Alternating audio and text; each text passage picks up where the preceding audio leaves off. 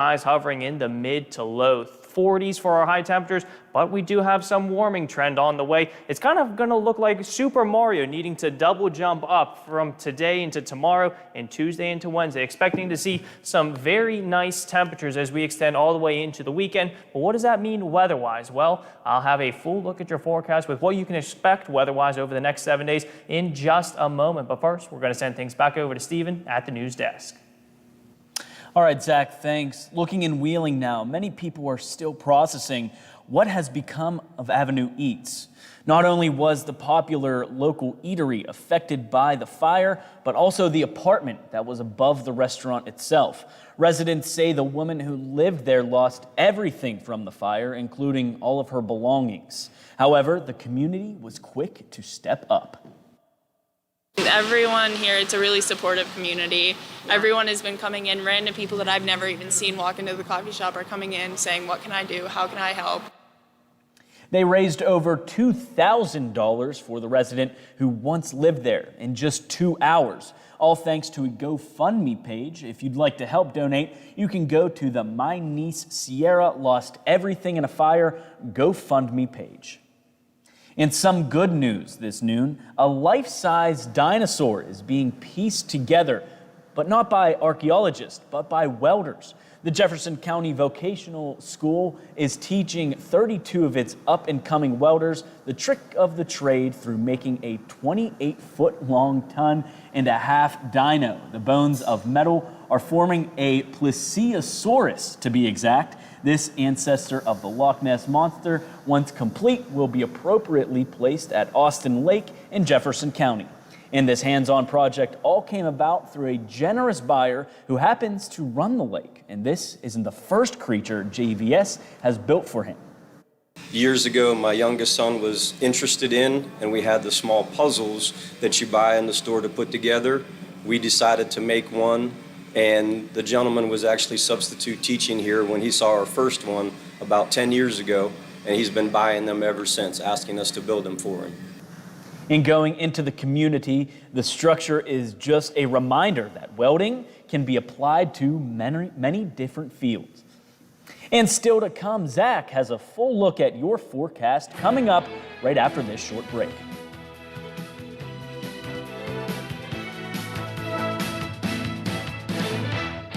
Menards offers the world's best selection of molding with over 1,000 different sizes and styles in stock. Choose between ready-to-finish woods, primed and water-resistant options, and over 10 different pre-finished options. Save big on your next project with Menards. Get 11% off everything at Menards. Good through November 7th. Savings are mail-in rebate. Some exclusions apply. See store for details.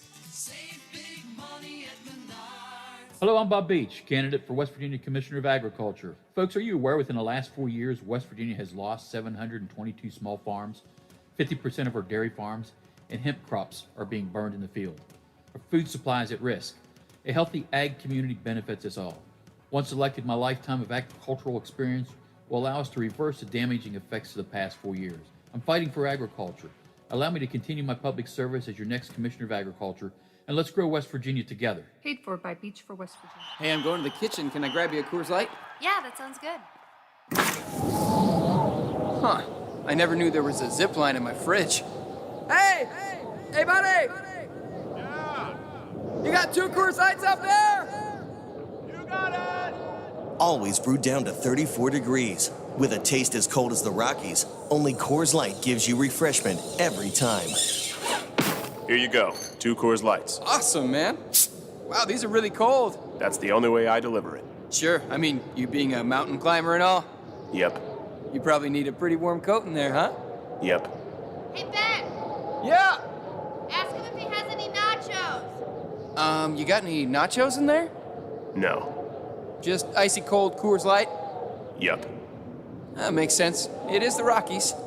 Coors Light, the world's most refreshing beer. Coors Brewing Company, Golden, Colorado. With great beer comes great responsibility. The views and opinions expressed on the following program are not necessarily those of this station or its sponsors. The following program is brought to you in living color on NBC. Now it's time for Bill DeFabio on AM 1600 WKKX, the Watchdog.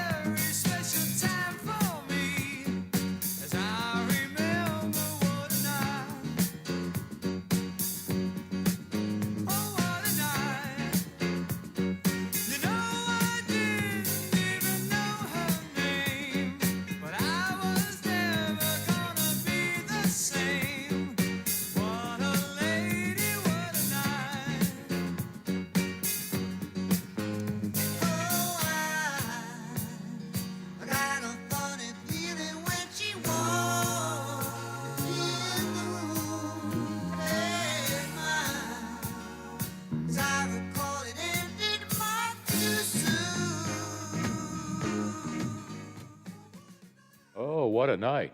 What a day. Day before Election Day. Things ought to be getting really exciting, next 72 hours or whatever. Speaking of what a night, I have spent a number of nights with the Senator of Pennsylvania, Cameron Bartolotta.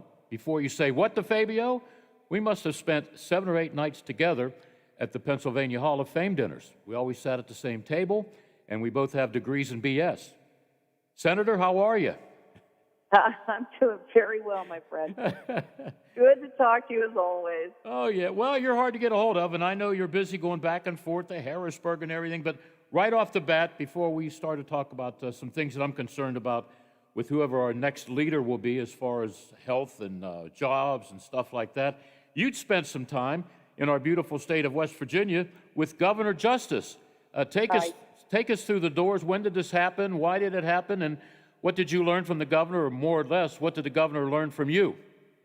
Well, it was just last week. I was asked to go to West Virginia at the Greenbrier, which, as most people there in West Virginia know, is owned by Governor Jim Justice. And he has a multitude of different businesses. He is a very savvy businessman, has been working hard for, decades and decades and decades. But I was asked to go out to West Virginia and speak to the board of Diversified Oil and Gas. Now, this is a wonderful group. They have, I think, 22,000 conventional wells right here in Pennsylvania and many in West Virginia. Their whole business is oil and gas, and more so on the conventional than the unconventional. And that's really, for a lot of people who don't know the difference, conventional is the way they started drilling gas wells, vertically, and with unconventional is what you see when you talk about fracking and these massive oil companies getting just billions and billions of gallons of gas out of our natural resources in West Virginia and Pennsylvania. So I went to speak with them about what's happening in Pennsylvania. I began my Senate career in 2014. For the first 4 years, I was Vice Chair of Energy and Environmental Resources. Today, I'm still in the committee, but I am the Chair of Labor and Industry for the Senate of Pennsylvania. I've been appointed to the Workforce Development Board. All of these other reasons why I was very eager to go and speak with this group of individuals who are aligned with me in thinking that it is the oil and gas industry that will pull us out of this pandemic pit, this economic disaster, if you will. This is an industry that can do it. So I was very thrilled to talk to them. And in 30 seconds or less, I'll answer your question about speaking with the Governor Jim Justice. We had breakfast in the morning with the board, and they went into a room and they had a meeting with the governor. And it was wonderful to talk with him and hear him speak about West Virginia. Do you know in West Virginia there is a surplus in the budget? After the whole pandemic and everything here, there's a surplus in West Virginia's budget, okay? They are our closest neighbor to our oil and gas industry in Pennsylvania. Pennsylvania, we are looking at nearly a $5 billion deficit moving into next year's budget. How can that be? How can that possibly be? We're neighbors. We're not that different. And the answer is we have a governor of Pennsylvania who has done his level best to chase every single industry out of Pennsylvania. He has beaten the oil and gas industry like a pinata and continues to do so with threats of even worse. Wow. How do we make it good? Well, Wait, did you say $5 billion deficit? Billion, yes. Oh, boy. Yes. And West Virginia is looking at a surplus because your state, West Virginia, has been run properly. It has, this governor knows what to do in West Virginia. He's a businessman. He understands return on investment. He understands the need for really good, solid industry that brings in hundreds of thousands of good-paying jobs. And I have said this before, and I keep repeating it, Tom Wolf is the best governor that West Virginia's ever had. Okay. I never heard that one. I'm going to write that down. There you go. I'm going to use it. I'm going to use it elsewhere and take credit. No, I can never do that. Wow, that's amazing. I didn't know that our land or a state of taxes. I see those license plate all the time, by the way. Pennsylvania, land of taxes. That's about right. You know? Yeah. And I shake my head. No. Yes. Yeah. But I never knew we had $5 billion. That's a lot of money. How do you make up for that? You don't make that up. Well, here's one of the reasons why it is such a huge number. In Pennsylvania, right off the bat, Governor Tom Wolf decided to shut down absolutely every industry, everything. He shut down manufacturing that could have continued to provide their goods and services with zero customer contact in a completely safe way. He shut down real estate sales. Now, Bill, I don't know about you, but anytime I've ever gone to take a tour of a house that I might want to buy, I've never licked the doorknobs. Not one time. Never. He shut down construction, all construction, residential, commercial, highways, bridges, everything. Now, you can't be more socially distant than to have, somebody on an asphalt roller alone in a truck and somebody else, with a shovel. It just didn't make any sense at all. So that was a huge reason why we were completely demolished when it came to any sort of revenue coming in, having to pay billions of dollars in unemployment compensation. It's just been a tidal wave of disaster because of those decisions. Well, the National Football League trading deadline's tomorrow. But let's me and you make a trade, okay? Okay. Let's trade Wolf for Justice. And I'll throw in a number 2 and a number 3 draft pick. You don't have to. I'll take them. You can have them. You can have them. Yeah, we need somebody in, and we've got 2 more years of this, guy. We have 2 more years of this. We have 2 more years of Wolf? Yes, we do. Yes, we do. I didn't know and that. Yeah, we do. And this governor has done his level best to obliterate industry, mom and pop shops, our restaurant industry. Bill, in Pennsylvania, we are seeing now this is a number that's about a month old, so the number's so much higher right now. About a month ago, we had a statistic that said over 500 restaurants were never going to open again. Yep. Never. Done. And I know 6 in my town of Washington, PA. There you are. Exactly. And these are often generational businesses. Yeah. And besides the medical field, the industry of food service has to jump through so many hoops when it comes to safety, security, health, cleanliness, disinfecting, the whole deal. And to have, a thumb on them this entire time, and then the governor coming out saying, oh, hey, you can have 25% occupancy. What other business do you know that can operate and keep their doors open with 75% of their revenue not allowed to come in? That's insane. It's impossible. It's crushing. Well, we have the same problem here in West Virginia, too. I work at a restaurant down the street, and it's only, you're only allowed to have so many people there and all that. So I can understand that. But what upset me with Wolf, I have 2 friends that they're mom and pop businesses. One's flooring and the other's carpeting, separate. They could not open their doors. But yet, your governor, well, he's mine too, I guess. The corporate stores, I don't want to mention Home Depot, Lowe's, and all that, Yeah. were Big open box. where you can go buy carpeting and flooring. Well, Yep, what about where's the their mom and stuff come pop? They're from? out of business. They're out of business Exactly. now. And Bill, to that point, exactly. I started this little trend here in Pennsylvania. I requested our Senate Majority Policy Committee to come out to my district and to have, actually the first one was a Zoom. So I had all of these individuals, my constituents, and I represent Greene County, Washington County, parts of Beaver County. It's a huge footprint, and it's right in the arms of West Virginia. So I had folks from Greene County, were just some of them. One of them was Johnny Humble.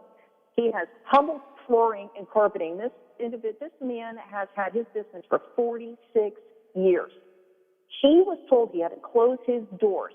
Now, again, here he is in this generational business. He's hired numerous people over nearly a half a century in Greene County. Yeah. And he could look out his window and see in the parking lot of Home Depot his former customers going into Home Depot and loading up all the tile, the flooring, and everything else into their vehicles to take them home and do it themselves.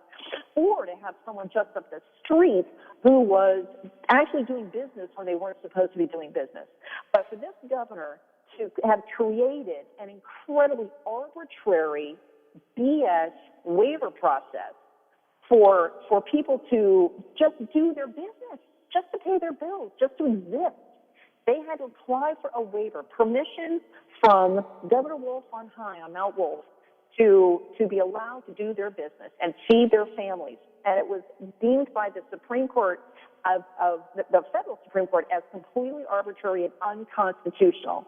Unconstitutional. It's still being investigated. There was an instance where one company applied for their waiver online, accidentally hit the send button twice. So it was recorded as being two different applications. One of them came back they could do business, and one of them said no. Wow. Figure that out. Completely idiotic, arbitrary, nuts. And it has devastated mom and pop businesses. And as you well know, it is the small business person, the family operated business, middle America. That is what drives all economy. That is what is the bare bones, the bedrock of the economy in every single state. Yeah. Well, I know what it's like in the media. A lot of my friends that work for corporate, like iHeart, Entercom, they were either suspended, furloughed, or looking for jobs because, a lot of those big-time radio stations, the corporate ones, they don't have sponsorship, so how are they going to, make ends meet? So what do? On air. See you later. Yeah, Whatever. absolutely. Yep. I know. Yeah, so that's why I like it down here. You know what I mean? Plus, I've always loved the Wheeling area. I used to come down here and I tell the story. Growing up in Bentleyville, my neighbor was a poor Joe Hardy, believe it or not, in Bentleyville. Poor guy. Instead of going to Pittsburgh, because, Pittsburgh to us in the 50s and 60s, was like going to New York City. Well, we would go to Wheeling because of all the shops, the theaters, the great restaurants, you know what I mean? Christmas, if you didn't watch yourself, you'd be shoved off the sidewalk. It was so crowded right down the street here. So, but that's all gone, Washington, PA, streetcars, 7 or 8 different shops like G.C. Murphy and Woolworths and that, all disappeared. Now, if you go to downtown Washington, what do you have? Some tattoo stores, 15,000 law offices. Vaping shops. Yeah. Yeah. So it's all changed, and I don't know. I don't. Yeah. Hey, did you ask Governor Justice for a couple $billion? Can he help? He's not poor. I googled him. Yeah. Okay. He's a very prolific and successful businessman. So why wouldn't people learn from him? We need a lot more people who understand return on investment. We need people who understand how to build businesses up, how to employ thousands of people, put good people to work, and not chase away industry. Again, the biggest thing that he was talking about for this meeting was how appreciative he is for the gas and oil industry and for the coal industry in West Virginia. West Virginia still enjoys coal-fired power plants.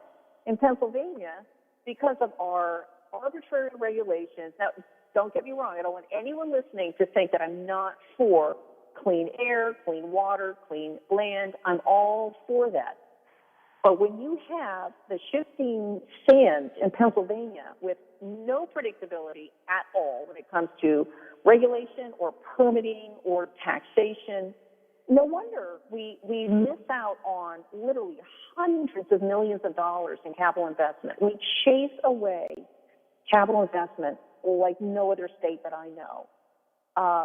My goal has always been from day one to say we need predictability. We have a DEP, Department of Environmental Protection, who, at least in the Southwest, DEP stands for Department of Economic Prevention, or don't expect a permit.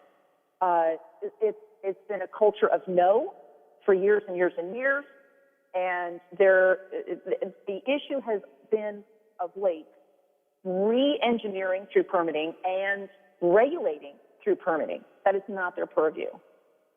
So we're struggling against that. We're struggling against the governor who is continually threatening the gas and oil industry with ever increasing onerous taxes. The gas industry has never received any kind of tax incentive, tax break, nothing in Pennsylvania. Do they have that in West Virginia, tax break? I don't know, but you know what I do know? I know that the difference between a severance tax, which some people in Pennsylvania have been screaming for, oh my God, make them pay their fair share. Meanwhile, in Pennsylvania, the gas industry pays an impact tax, a tax in Pennsylvania that no other gas-producing state in the country pays an impact tax. And that has benefited our municipalities tremendously, where the impact of the gas drilling has taken place. But in West Virginia, now a lot of people are trying to compare Pennsylvania with West Virginia. Oh, West Virginia has a severance tax. Yeah, you know what? They've got severance tax on coal, on gas, on timber, on limestone, on granite, on all these other resources. All right, so that makes up their quote-unquote severance tax. But in Pennsylvania, we don't have those things. They only want to attack one industry, and that's gas industry. And we have seen the profits of these corporations plummet because we have literally too much of a good thing. We need the pipeline and the infrastructure to get that product to where it needs to be to get a return on investment. There is no way in the world, no reason whatsoever that we should see tanker trucks with liquid natural gas from Russia docking on our eastern seaboard because New England and New York refuse to let our natural gas fuel their economy. I never knew all that. We're talking, I thought maybe millions. We're talking billions of dollars. Mm-hmm. And a lot of that money can be used, in Pennsylvania. And, I didn't know that all about West Virginia. Hey, I have to take a news break. Can you spend a few more minutes with us after we say we got to take a break on AM 1600? You bet. All right. Hey, in 2 years, why don't you run for governor of Pennsylvania? I've been hearing that a lot, but let's wait to see what happens tomorrow. Okay. Let's see what happens tomorrow. And if so, I can do security for you 24/7, and I can be your limo driver. Really? Yeah, I don't need health benefits. Don't threaten me with a good time. All right, Senator, we'll be back. Thank you for all the information on the state that I work and love being in. Hey, maybe you want to move to West Virginia. Oh, it's sounding pretty nice, but you know what? I love where I live, and I love what I'm able to do. Okay, all right. You could become a West Virginia Mountaineer fan. How's that sound? Ooh, well, let's go Pitt, but don't hang up on me. That's a different commentary, Pitt. Oh, yeah. And Penn State now, yeah. Yeah. All right. We're going to take a break. Yep. We'll talk after we take the break. Okay, Senator? Mm-hmm. Good stuff. Hopefully more good stuff coming up. Maybe we'll have some good news about the future of gas, oil, unemployment, employment, taxes.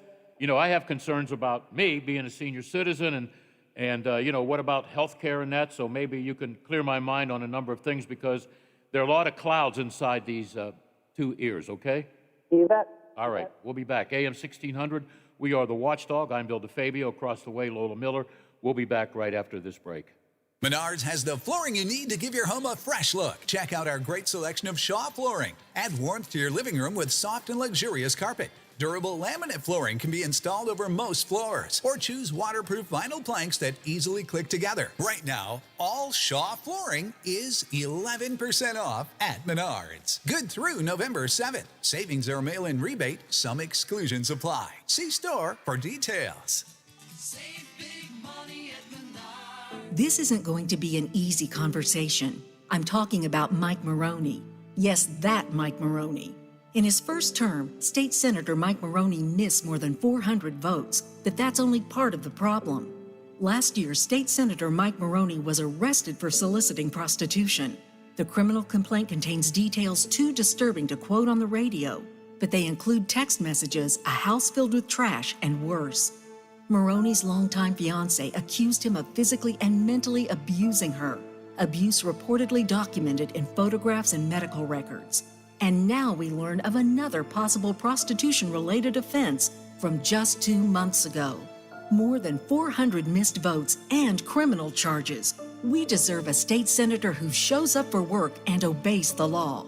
This election, vote to replace politician Mike Maroney. Paid for by Mountain State Values, not authorized by any candidate or candidates committee. The Original Undo's in Benwood is the perfect place to enjoy the big game, great food, and the company around you. The outdoor patio is the best kept secret in Marshall County, featuring plenty of big screen HD TVs, an outdoor beer garden, and NFL and MLB packages so you don't miss a second of the action. With the holiday season fast approaching, don't forget about Undo's Catering. Perfect for holiday parties, family gatherings, conferences, weddings, or any event large or small. Check out undos.com for menus, specials, entertainment, and more. Undo's Family Restaurants, family owned since 1953. For all of your IT needs, visit OmniPerforms.com. Omni Strategic Technologies, the only IT company that the watchdog trusts. I'm Josh from Panhandle Cleaning and Restoration. I hope you are staying healthy. We continue to respond to structural, fire, and water emergencies. We are combating COVID-19 with our highly trained staff and latest disinfection systems, providing preventative and reactive disinfection to facilities around the region, while working with area hospitals on isolation areas and air filtering. At Panhandle, we continue to follow social distancing and hygiene protocols. We are dedicated to our community, and together we will get through this.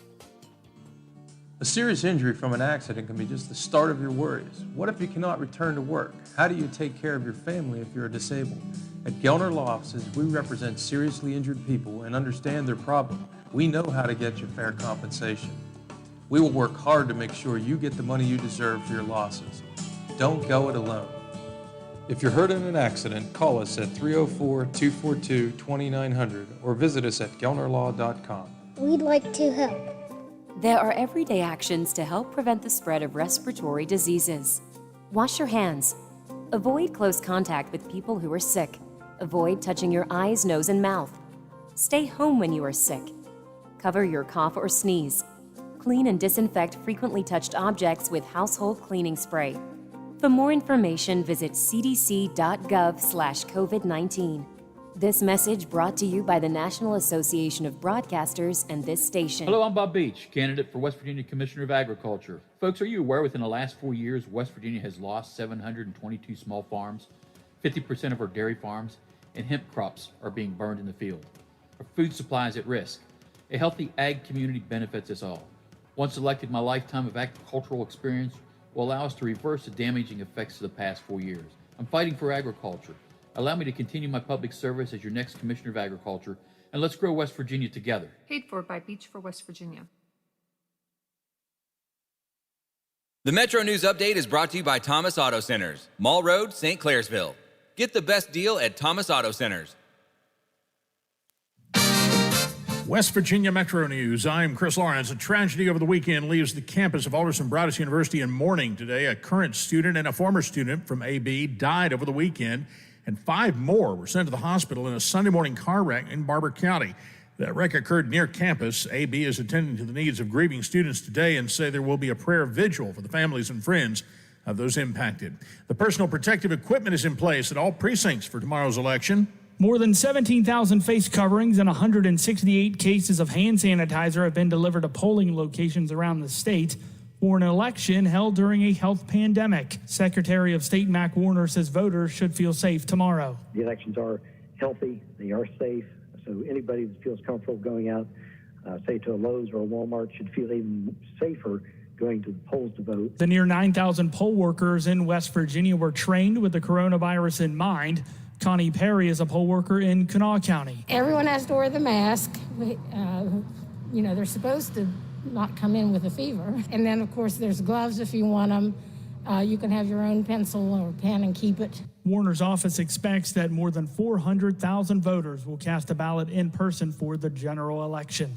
I'm Jake Flatley, WVMetroNews.com. Among those hospitalized with COVID-19, Delegate Kevin Bartlett of Kanawha County, also a pastor at Maranatha Baptist Church.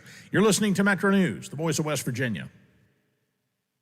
On the eve of the election, former Vice President Joe Biden will campaign in western Pennsylvania today, due to appear at a campaign event this evening in Pittsburgh with pop singer Lady Gaga on one of his stops. Meanwhile, in West Virginia, several areas over the weekend staged Trump trains, long processions of cars flying Trump flags and traveling from city to city in support of the president to the Mountain State. Weather will not offer much of an excuse against voting tomorrow. Temperatures should be mild with sunshine. From the Metro News Anchor Desk, I'm Chris Lawrence.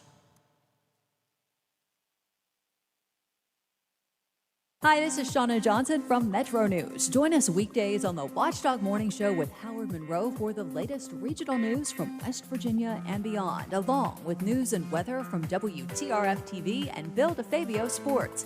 We give you the Ohio Valley's most comprehensive morning news right here on the Watchdog.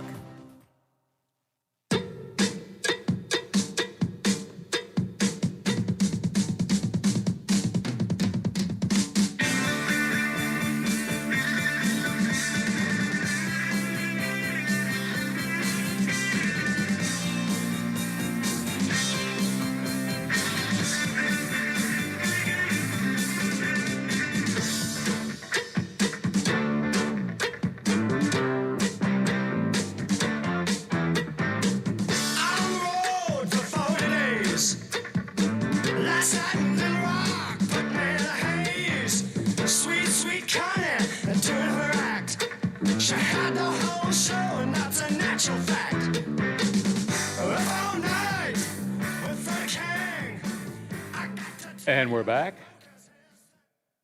I'm an American man in America. Uh-oh. This just in. If I'm a Pittsburgh Steeler wide receiver, I would say, huh? This just in from Baltimore. Ravens cornerback Marlon Humphrey, who made a lot of tackles yesterday, and he got in the faces of a couple of Pittsburgh Steeler wide receivers because, these teams hate each other.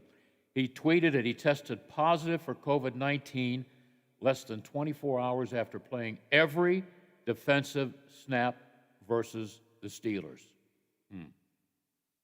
That might not be good news, Senator. Nope. And then the Packers have a couple of positive COVID-19 cases overnight. So, I just don't know where all of this is going. I have no idea.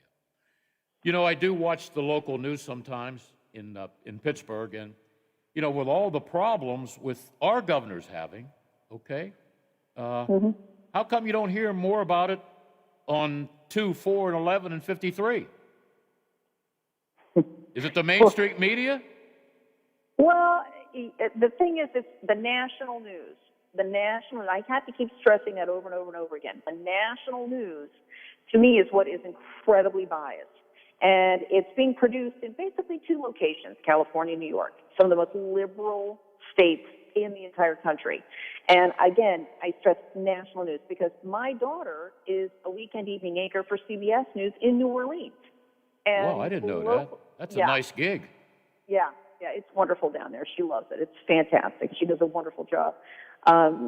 She was nominated for an Emmy last year when she was, year before when she was in Baltimore for CBS, and she got 3 Emmys when she was with NBC 4 years ago. So anyway, I get to brag. Yeah, proud mom moment. You got to be a proud mama. Yeah, She does news? Yes. She's an anchor. She's a weekend evening anchor, but she's phenomenal. She's great. Local news is, to me, very unbiased. It's moderate. They actually are journalists. They actually do legitimate reporting. But when you get to the national level, those that are promoted and hired, up at the national level, they basically have one agenda. For the majority, and there was a poll taken in 2017 that asked media outlets and anchors and journalists and reporters how they saw themselves politically. And it was the same poll that was taken, I think, in 1997, when the outcome of that said about 38% liberal Democrat, progressive on the liberal side, and 28% conservative.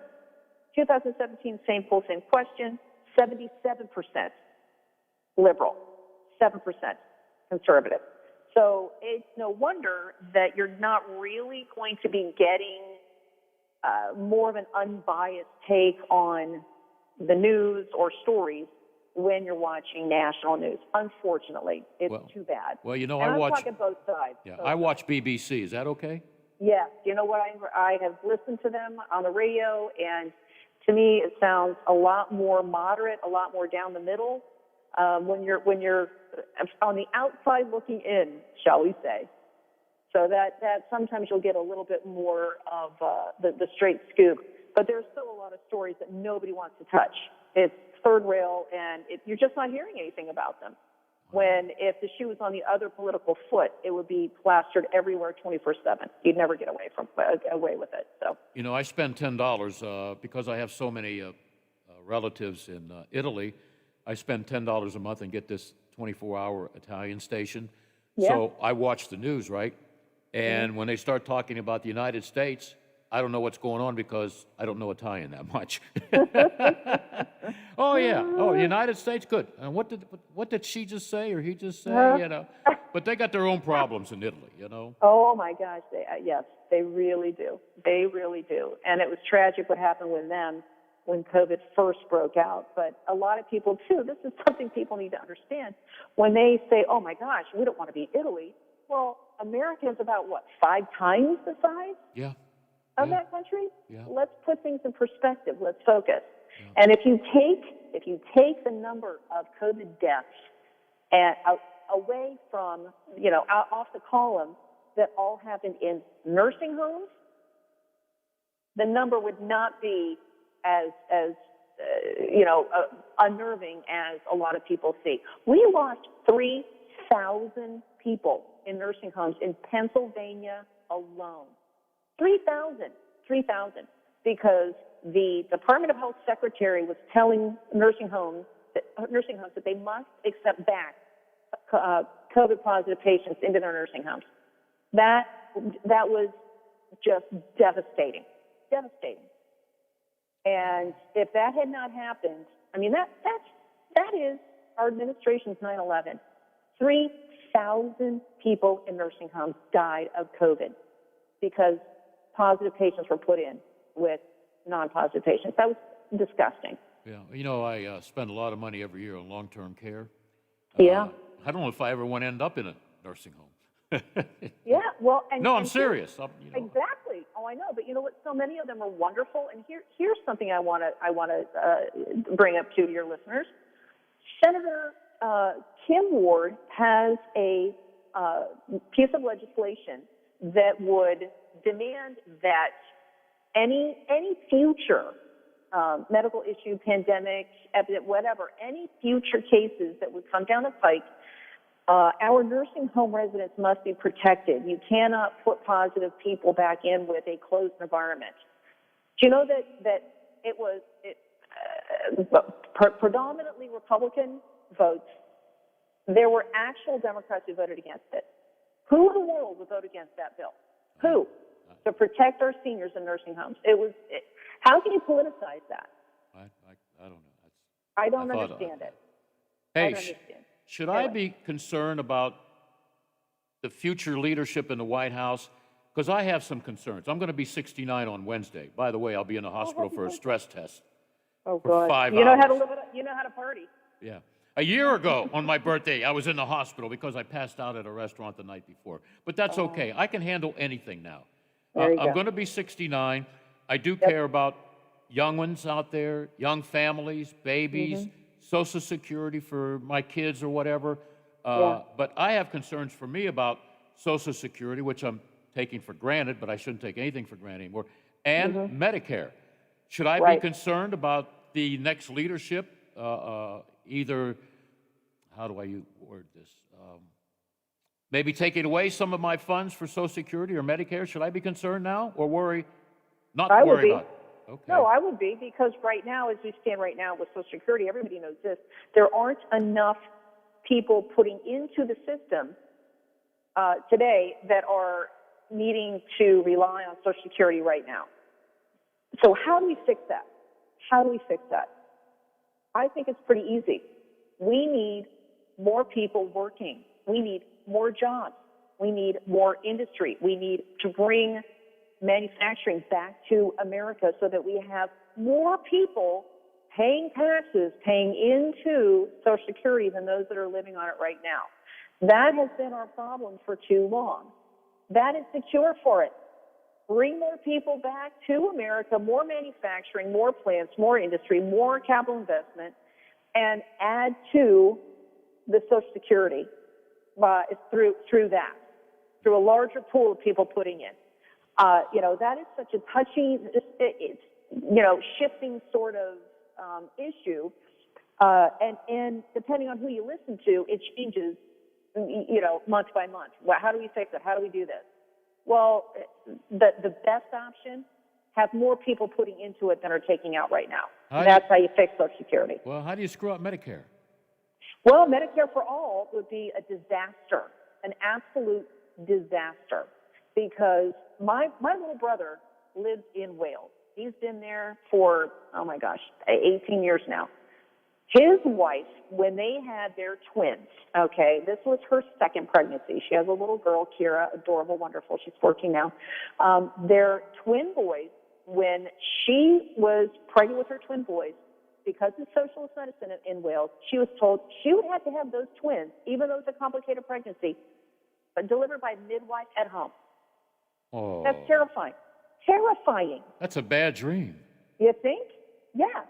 And so she just was completely against all it. That's crazy. Anything in the world could happen. So when she started labor, she went to the emergency room so that she could deliver her twins in a safe environment, a safer environment, because, there's nothing wrong with midwives. They've done phenomenal things for years and years and years. But when you don't live close to an emergency situation, if you have some sort of an emergency, all kinds of stuff can happen.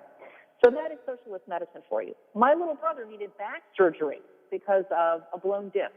He had to wait for 18 months to get surgery, to get treated. Wow, what if I had a heart attack? Would I just die? Well, here's your aspirin, hon. I think you're telling the truth. It's horrible. It's absolutely horrible. And actually, there's a fellow in the UK who was talking to a friend of mine.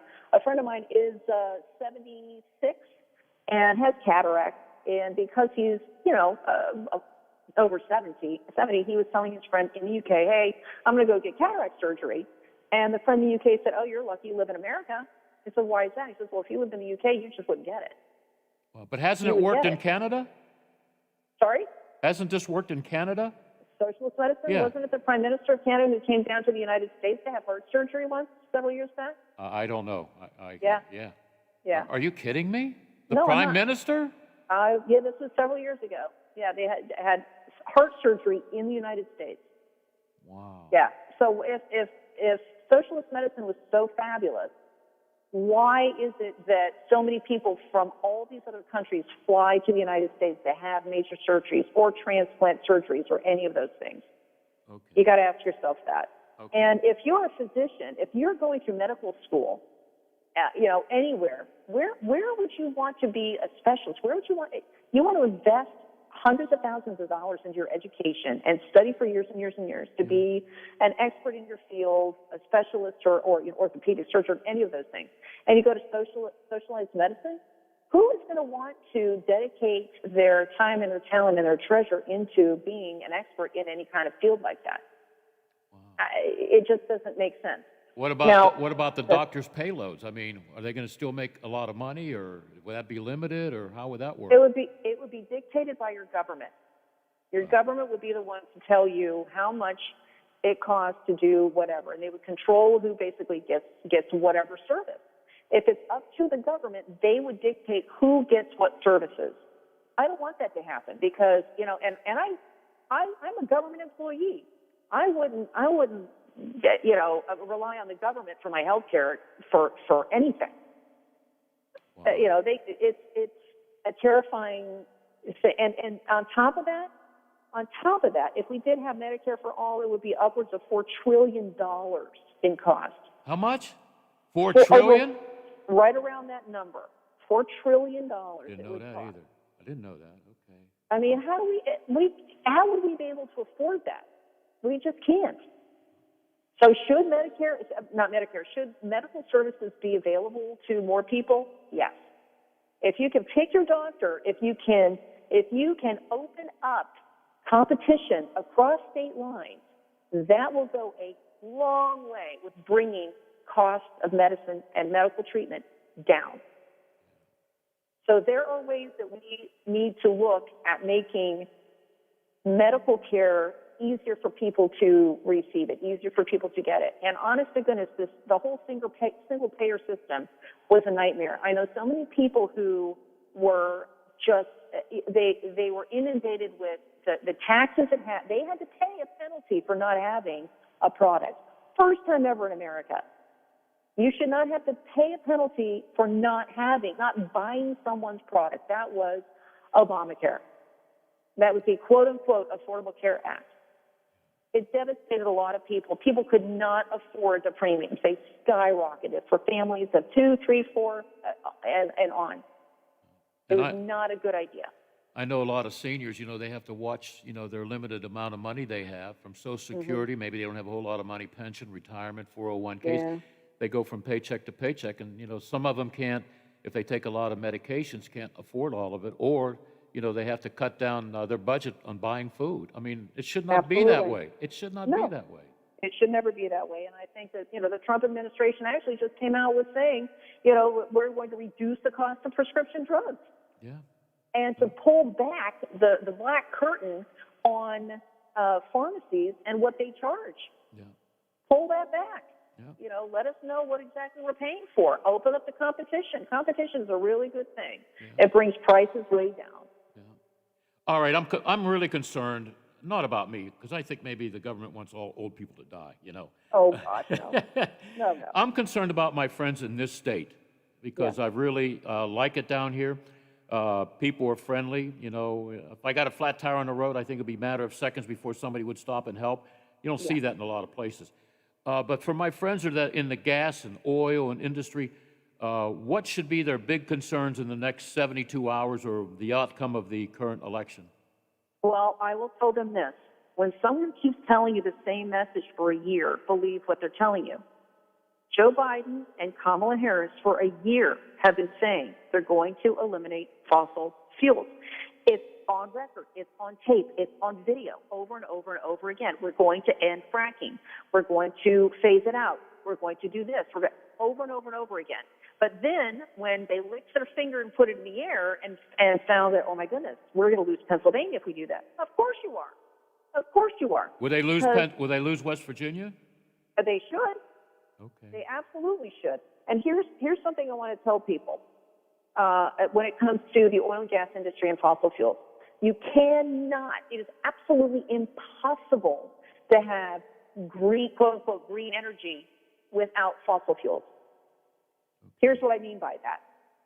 First of all, when you take one gas well pad, a producing gas well pad that has no odor, no noise, no nothing, it's producing gas, all right? You can have a 5 square acre pad of a gas well. It produces more energy than 5 square miles of windmills. Whoa, I didn't know that. And here's another thing. How many windmills does it take to make a windmill? I have no idea. I'm clueless and stupid. No. To make one windmill. Now, mind you, it takes 5 square miles of these monsters to produce even close to what 1 5 square acre of a gas well pad does. One windmill, you need 900 tons of steel, okay? You need 2,500 tons of concrete, and you need 45 tons of petrochemicals for the blades. Those blades are non-recyclable. You cannot recycle those monsters. They're as long as a building. When they go bad, they cut them into pieces and they put them in a ditch. They put them in a pit. That's what they're doing with these windmills, okay? To make steel, you need to mine for it. What kinds of machines do you need to mine for iron ore and coke to smelt the steel? You need diesel-powered trucks and machines to stick for that. Lastly, on that topic, when you take all of these things that are supposedly wonderful and green and you store that energy in a battery. Those batteries, those lithium batteries, I want people to look up. I want you to Google lithium pit and see what a horrific thing that is. Hold on. Google what? Lithium, a lithium pit. And I want people to Google cobalt.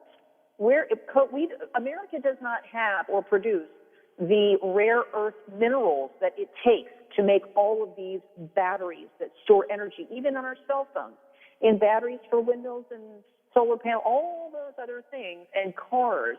These massive batteries that double the weight of a passenger car and turn trucks into behemoth heavy monsters that destroy our roads and bridges. Cobalt is an element. It's a rare earth mineral that is mined in the Republic of Congo by children as young as 6. Oh, okay. So there's your green energy. There's your Green New Deal, folks. You can't have green energy without fossil fuels.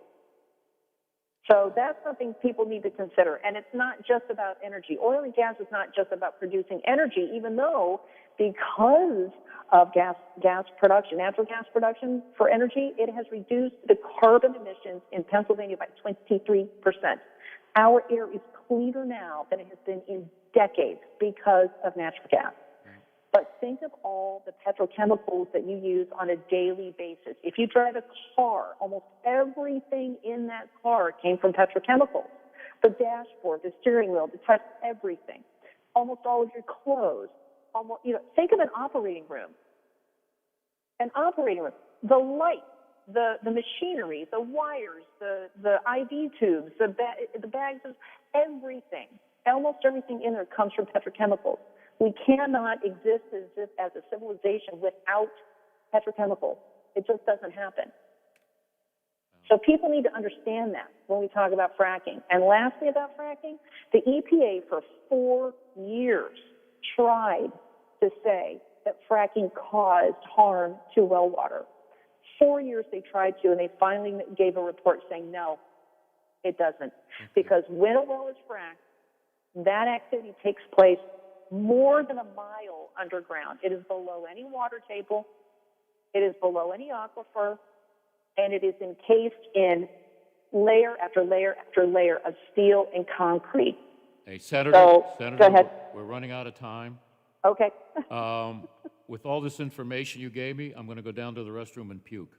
Okay. I never knew all of this stuff. But I worry about my friends working in this state. I worry about friends and relatives in Pennsylvania. You know, I have a house in Italy. If I can ever get back, I ain't coming back to the USA. Well, you know what? We're going to make sure that it stays profitable and prosperous and healthy and economically viable and energy independent. Okay. And there's one way to do that. Okay, we got to go. Thank you. AM 1600 WKKX Wheeling, FM 97.7, AM 1370 WVLY Moundsville. The ABC News is brought to you by Thomas Auto Centers, Mall Road, St. Clairsville. Get the best deal at Thomas Auto Centers. The only IT company that the watchdog. The ABC News is brought to you by Thomas Auto Centers, Mall Road, St. Clairsville. Get the best deal at Thomas Auto Centers. Opportunity to put an end to a presidency that's divided this nation. Tomorrow, we can put an end to a president that has failed to protect this nation. And tomorrow, we can put an end to a president that has fanned the flames of hate all across this country. Biden will then focus the rest of the day in Pennsylvania, where polls show him slightly ahead. Well, much of the attention is on the presidential race. It's a Senate that could make or break anything the president wants to get done, and the race for power in the Senate is equally as dramatic. To take control, Democrats have to win back a net of 4 seats. 3 if Joe Biden wins. Polling indicates Democrats have a chance in traditionally red states like Texas, Georgia, and even South Carolina. Republicans are hoping to flip Alabama, but President Trump has admitted it will be tough for Republicans to keep the Senate. Alex Stone, ABC News, Washington. At a sea of white flags memorializing the more than 230,000 deaths from COVID in the U.S., at an art installation in Washington, about 2 miles away from Capitol Hill, House Speaker Nancy Pelosi. I know people are going to be coming to write names on these flags as well of loved ones that they have lost. It's almost incomprehensible that here in America this would happen. Investors don't like uncertainty, so there are predictions for a rocky week on Wall Street. But so far, today, the major indexes are up sharply. More companies today reporting stronger profits for the summer than Wall Street expected, and better than predicted reports on manufacturing came out. You're listening to ABC News. Mr. Clean, Mr. Clean, Mr. Clean. Most people know that Mr. Clean Magic Eraser removes crayon and scuff marks from walls, but did you know it even cleans tough kitchen and bathroom messes that are sometimes tough to tackle? Just wet, squeeze, and erase gray soap scum on your bathtub. Erase cloudy hard water spots in your shower. Erase burnt-on stovetop messes. So for all your tough kitchen and bathroom messes, try Mr. Clean Magic Eraser. Mr. Clean, Mr. Clean, Mr. Clean. T-Mobile for Business knows saving time and money is important for your business. That's why we're introducing Microsoft 365 on us, now included in our best business plans. With Office apps, Microsoft Teams, cloud storage, and more, Microsoft 365 on us gives you the tools you need to run your business. Stop by a T-Mobile store today. Qualifying plan required. Contactless to activate. 1 license per line, max 2 per account. Third-party terms apply. See T-Mobile.com for plan details. A new national lockdown for England begins later this week. The current regional measures simply aren't doing the job, hence a more drastic move to a national shutdown to curb the virus spread. Prime Minister Boris Johnson. From Thursday until the start of December, you must stay at home. You may only leave home for specific reasons, including for education, for work. Let's say if you cannot work from home. Medical officials here say without this strong measure, the UK health system could be overwhelmed within weeks. Tom Rivers, ABC News, London. Military leaders from Libya's warring sides have met in Egypt for another round of UN-brokered talks. They signed a ceasefire less than 2 weeks ago. What's the status of one of the celebrities caught up in the college admissions scandal? ABC's Megan Tavrizian. Lori Loughlin's on lockdown in federal prison. She's in a one room with no other roommates. The former Full House star just days into a 2-month sentence for her involvement in the Varsity Blues scandal. But her first 2 weeks behind bars will be spent in quarantine. They're like your typical butcher, except they don't sell any meat. The UK's first vegan butchers are now open for business, selling meat-free versions of traditional products. Vegan butchers say their items are designed to look, feel, and taste like meat. Demand for vegan products has surged in recent years in Britain. This is ABC News. There's an underdog story happening today in America. Small businesses are fighting to make a comeback, but in the moment they have the least, they're giving the most. They're rallying communities and neighborhoods, yet asking for little in return. Well, it's time we gave back. Small Unites is making it simple for everyone to take action and support the small businesses that unite us all. Find out how you can donate, shop, and share today at smallunites.org.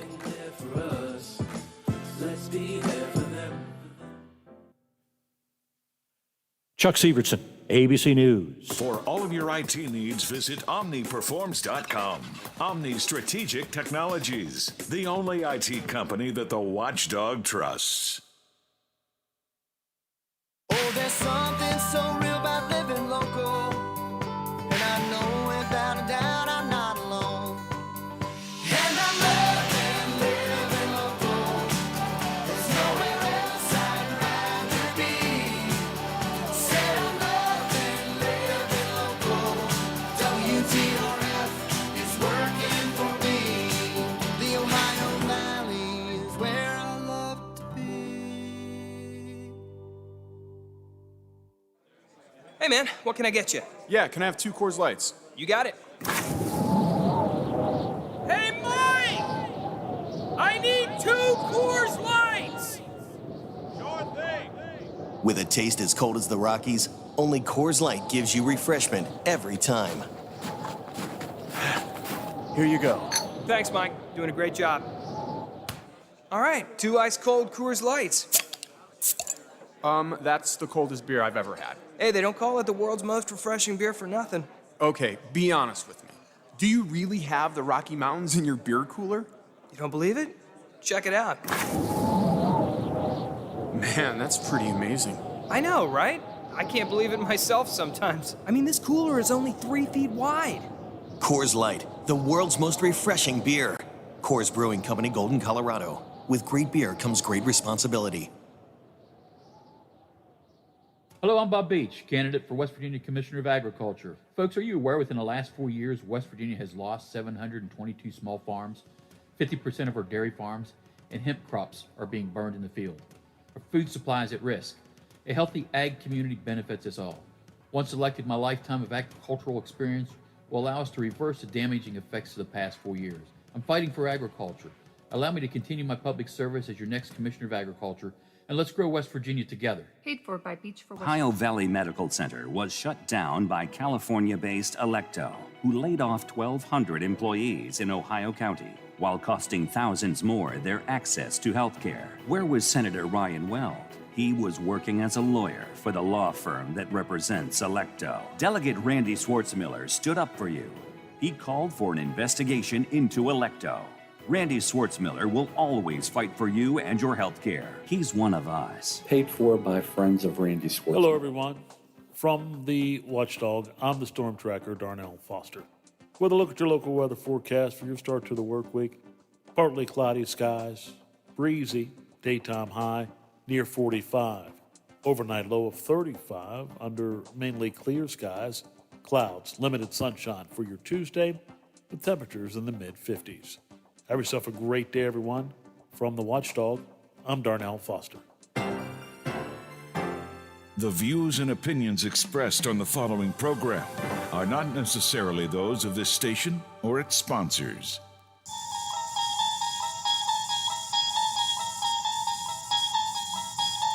You unlock this door with the key of imagination. Beyond it is another dimension. A dimension of sound. A dimension of sight. A dimension of mind. You're moving into a land of both shadow and substance, of things and ideas. You've just crossed over into the Twilight Zone. Now it's time for Bill DeFabio on AM 1600 WKKX, The Watchdog. Just take those old records off the shelf. I sit and listen to them by myself. Today's music ain't got the same soul. I like that old time rock and roll. Don't try to take me to a disco. You'll never even get me out on the floor. In 10 minutes I'll be late for the door. I like that old time rock and roll. Still like that old time rock and roll. That kind of music just soothes my soul. Now the fun part of the show. Don't have to talk about cobalt, gas, oil, fracking, windmills. Nah, I'm glad I'm not a news reporter. Never. I don't know if I'd be a good one. Biff, you think I'd be a good news reporter? Telling it like it is? No. You'd find a way to do it. Yeah, okay. You'd make it work. Biff, here's a paper towel. Are you still crying over the Bears' loss? No, it's frustrating to watch them. I thought you were going to win in overtime, you know? Sometimes it's almost to the point where it's unwatchable, but it's play calling again still wasn't great. Yeah. You need an offensive line. Quarterback play wasn't great. Oh. I mean, there's just You need an offensive line. it doesn't matter who you have back Wheeling there. Central has a better offensive line than your Bears. You need 6 guys built like Howard Monroe on that line. As long if they're quick, but yeah. Well, he moves well, backing up. He can push and shove with the best. He ambles. We'll go with that. Sorry, Howard's not listening. If you are Howard, we like you because that's why we make fun of you. Let me go over some sports since we didn't do that the last hour. Monday, today, is the Buckeye Roundtable. All right, 6 p.m. to 8 p.m. WVLY. Huge win over Penn State. It showed me that Penn State just don't have the players. And Ohio State's pretty good. They got one of the best quarterbacks around. Tuesday, on Election Day, we have the Neil Brown Press Conference from 12 to 1 on WKKX and WVLY. I'll be on from 1 to 2. Half of that hour will be the Wine and Cheese Show. And then Metro election coverage begins at 6-2, ? On November 4th, used to be a special day for me, but no longer, it's the High School Sports Line from 7 p.m. to 9 p.m. on both radio stations. Everything you need to know about high school sports, who's going where, when, could it be orange, blue, gold? I don't know, but it's on WKKX and WVLY. Thursday, Ohio State fans, it's the Ryan Day radio show from 8 to 9 on WVLY. And this is subject to change. It's Friday, but right now, Central Catholic will take on Petersburg, 7 p.m. on WKKX. Shady Side at Newark Catholic, 7 p.m. on WVLY. And a can't-miss show. You might be coming home from a football game. You might be in your living room, game room. You got to watch or listen to the Metro News Game Night, 10 p.m. to 12 p.m. on WVLY, WKKX. Saturday, the college kids take over. West Virginia will visit Texas. Didn't Texas just surprise somebody? Oklahoma State. Was that a good win for WVU?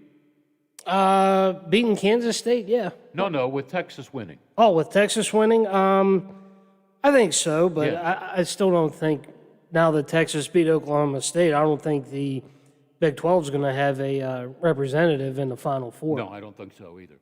But WVU will take to the road. They visit Texas. That's 12 o'clock, WKKX, WVLY. And Rutgers will visit Ohio State, okay? Your top 5 teams, Clemson 1, Alabama 2, Ohio State 3, Notre Dame 4. Oh, I hate to ask Biff this question, but I got to. It's my job. You know what I'm going to ask you? Are you happy that Trevor Lawrence won't be playing against your Notre Dame team Saturday? No, I want him to play. Yeah. I'm surprised he actually isn't But playing. you know what? The kid they put in there did pretty well in the second half. Yeah, the true freshman, he didn't do too bad. So, but no, I'd rather would have Trevor Lawrence playing. And again, I'm surprised he's not. Yeah.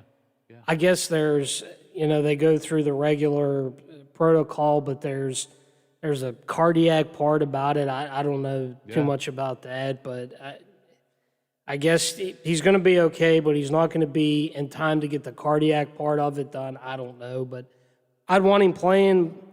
He's not. I hope it's 20 and snowy and windy in South Bend on Saturday. Yeah, but you want to win. If that's the way you win, that moves you closer to maybe, doing something well in the postseason. And they could meet again. Who knows? Yeah. Let's see. Plenty of football still left. Yeah. And by the way, the Steelers traded for a Jets linebacker, Avery Williamson. He's a pretty cool guy, pretty good guy, but they're only going to have him. He's a rental. He'll be a free agent next year. And they gave up, a 5th round or 7th round? It makes no difference. The Steelers want to fill that roster with depth. We haven't found out if the Cam Hayward injury is a serious one. I think the longer we wait, the worse the news will be. But, boy, if they lose him, not good. But Williamson's a good addition. He was doing very well till he had ACL surgery last year. Then the coach played him too long in a preseason game, and he got hurt again. So, you know what? The Jets ought to just eliminate the program. They have one of the worst ownerships around, in football. The coach got to go, and they're going to be selling. I understand, according to the Boston Globe, now that the Patriots have lost 4 in a row, Biff, that they're going to have a sale. So they got some good players that other people can use. Belichick will just build up his supply of draft picks and rebuild.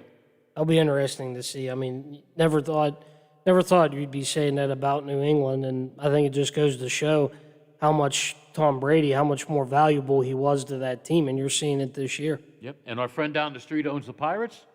He just saved about $11 million. Yeah, I think they won a mulligan on that trade. Yeah, Chris Archer gone. The Pirates did not pick up his option, $11 million. Instead, he'll be sent a check for $250,000. Not a bad consolation prize. Yeah, then he can go and play for somebody else or whatever. And be good. I was never a big. Maybe Tampa will take him back. By the way, Penn State, not in the top 25 since October 16, 2016. I mean, since then they've been in the top 25. In this one, they're not. Yeah. But our friends, where's Marshall? South? East? South. Southwest? South Huntington. All right. Our friends at Marshall, I had it circled here. There we go. Marshall has moved up the ladder. They're at number 15 at 5-0. I like that.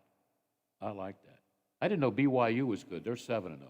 Yeah, Marshall's had a couple games canceled or moved already. I think about 3, maybe, that they've had scheduling changes with. Yeah. By the way, Oklahoma State, which was upset by Texas, is now 12th. What happened to Texas? They're not even in the top 25. The other team in Texas and A&M. Okay. You know, I'm always confused, even Thursday afternoon when we go over the coaches for Friday's lineup, because the colors change, right? Yellow, gold, blue, and Yeah, they. As of right now, what local teams do we have that should be in action Friday or Saturday? As of right now, I can clearly say that Shady Side at Newark Catholic, Okay. which is the game on AM 1370 WVLY and 97.7. I can say for certainty that is a go. That is a regional final game. So the winner of Shady Side and Newark Catholic will advance to the state semifinals. So we will have Coach Olinka on again. Yes. Yeah, all right. By the way, where's Newark Catholic? It's about Hour, 2 hours? From Columbus. It's about 40 minutes north. Okay, so that's a long bus ride for Shady Side, isn't it? Yeah. Okay. Yeah, I mean it's probably about an hour and 45, 2-hour drive. Okay, what about our friends? Are they still unbeaten? St. Clairsville?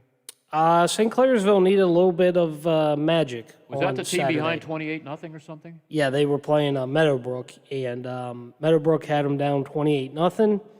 And St. Clairsville came back in the second half and scored 42 unanswered, and ended up winning 42-28. So St. Clairsville.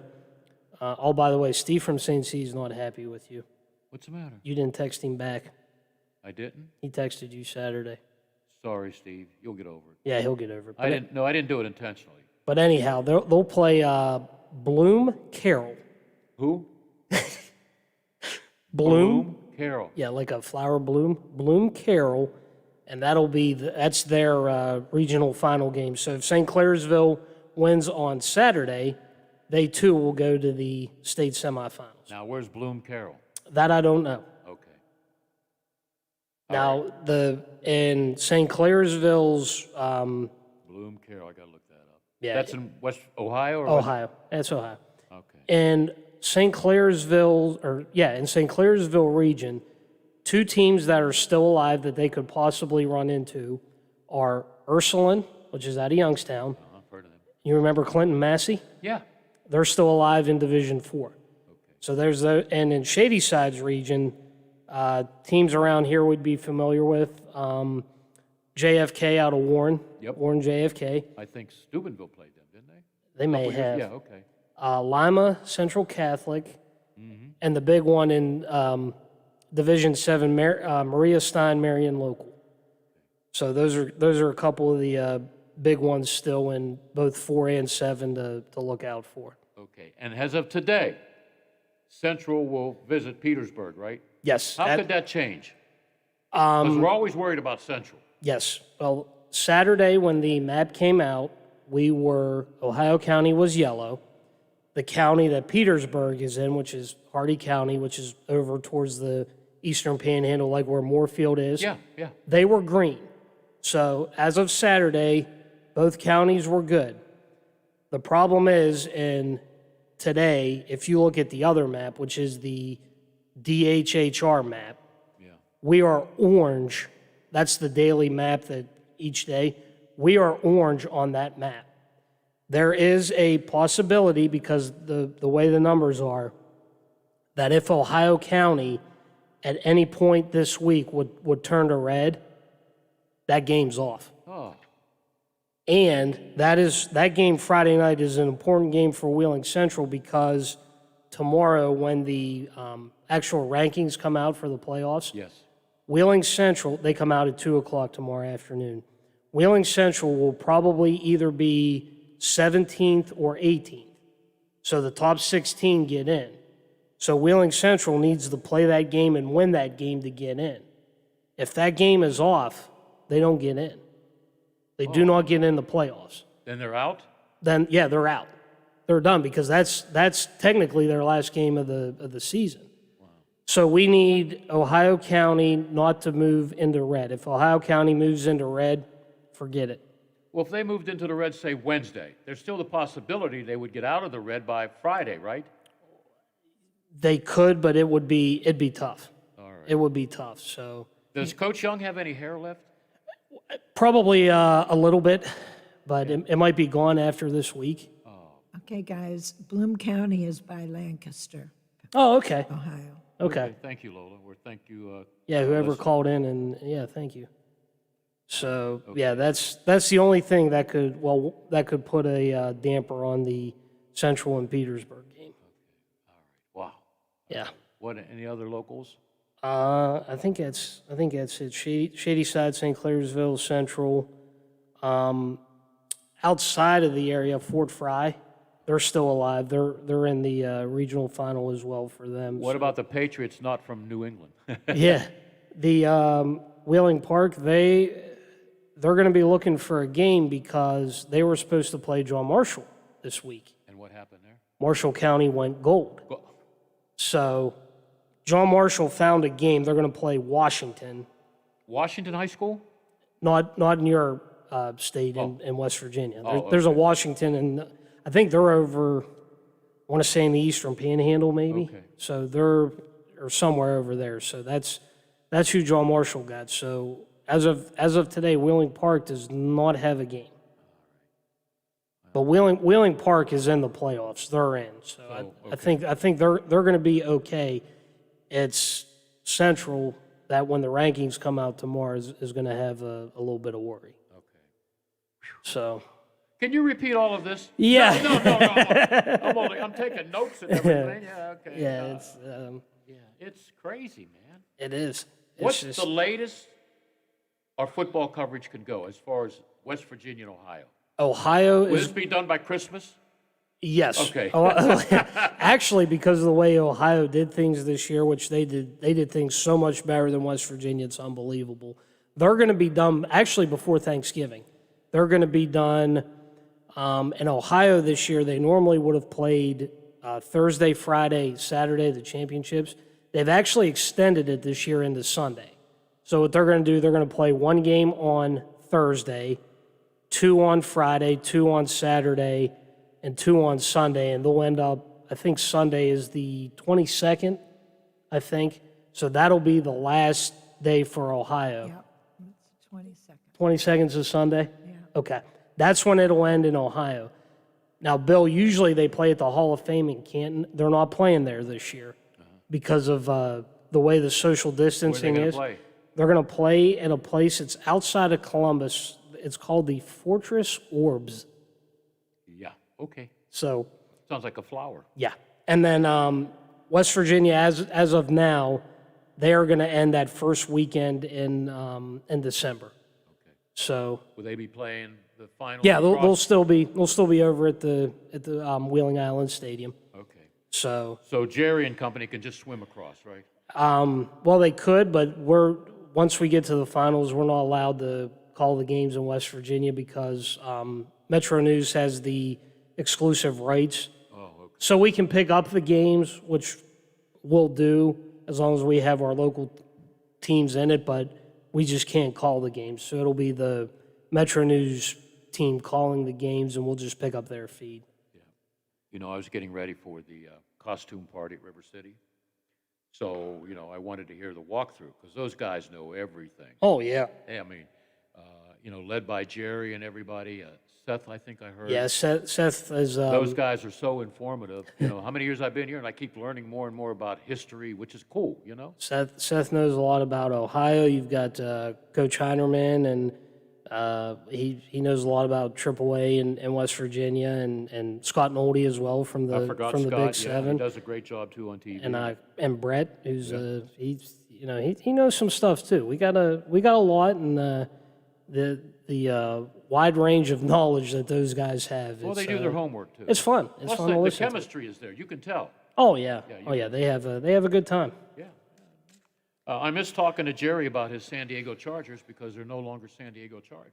But Yeah, they're Los Angeles, but yeah, to some they'll always be the San Diego Chargers. okay. So we have Shady Side at Newark. That's going to take place, right? Yes, that will take place. And it's right now Central at Petersburg. It looks good until the colors come out. Yeah. So it's funny because the one map that we were conditioned to pay attention to that came out on Saturday, it has usually been good, and now we got to pay attention to the everyday map and hope the numbers in Ohio County, go down, and we just don't hit red. I mean, we don't want that. How about my buddy in Steubenville, Reno? Can they have a game just to have a game, or are they done? I think this is in Ohio, I think this is the last week you can actually, if it's not this week, it's next week that you can actually go until, and then they say that's it. You know how strange it is not talking to Reno about Steubenville Oh, I know. in the postseason? It's we were spoiled all these years, you know? It's different, and just with the way everything's been, but yeah. Well, yeah, we and I miss talking about Division II, you know? Yeah, I mean no Wheeling University, no West Liberty, and no MEC. No I mean, MEC. Well, until the spring, but it's just same with Division III. You know, I live on the campus of Washington Jefferson. You got Bethany. You know, it's crazy. It's just, and you kind of forget about it until someone mentions it. It's like, oh yeah, like when are they? Well, like look at this week. The what are they now? Pac-10, Pac-12. I mean, they're finally going to start this week, but is anybody really going to be paying that much attention? No. I mean, I think right now, I mean, if you're looking at the college football playoffs, I mean, you would figure whoever wins the Big Ten, they'll get a team. The ACC and the SEC, it's going to come down to that fourth spot. Yeah. See who gets that final one, but. Are you ready? Take off your hat. Well, you don't have to. Yeah. Let's have a moment of silence for the Michigan Wolverines, okay? All right. I would have bet your house on Michigan beating Michigan State. Especially in the big house. Is it time to say goodbye to Mr. Harbaugh? We see this. Lola says, "Why are you surprised, Bill? It's Michigan." You know. You look at the records against that he has against the rivals, and they're not good. Is he 0 forever with Ohio State? I think 0 and whatever, and I think he's 0 only 4 or 5. I don't know. Yeah, and against Michigan State, I think was it 1 and 5 or 1 and 6 maybe. You know what? I have some Penn State fans, believe it or not, friends that are fans. Yeah. You know what I heard all weekend? You know, I got texted. Well, you know what? If we had 110,000, it would have been a difference. No, it wouldn't have been. Ohio State's just solid. And when you get off to a great start, I don't care where you are, who you are, it's hard to come back. And this is not, if you're listening, James Franklin, come and see me. This is not a good Penn State team. No, and you had to wonder how would they be feeling after the loss to Indiana and the way that they did. And Ohio State's just, I mean, they're good. Yeah, they're awesome. I mean, they're going to be tough. How about Ohio State and Alabama in a championship game? Wouldn't that be something? Because I think somebody might, I think Clemson might lose 1 or 2 down the road. You know? Man, it'll be interesting. And if Trevor Lawrence is listening, turn pro. Yeah, don't come back. You're already going to miss a couple of games because of COVID-19. You come back and injure a knee. How about the kid, young guy, Stanley? Was it the lineman for Baltimore? Oh, Ronnie Stanley. He's out for the year. And Friday, he just signed a huge contract.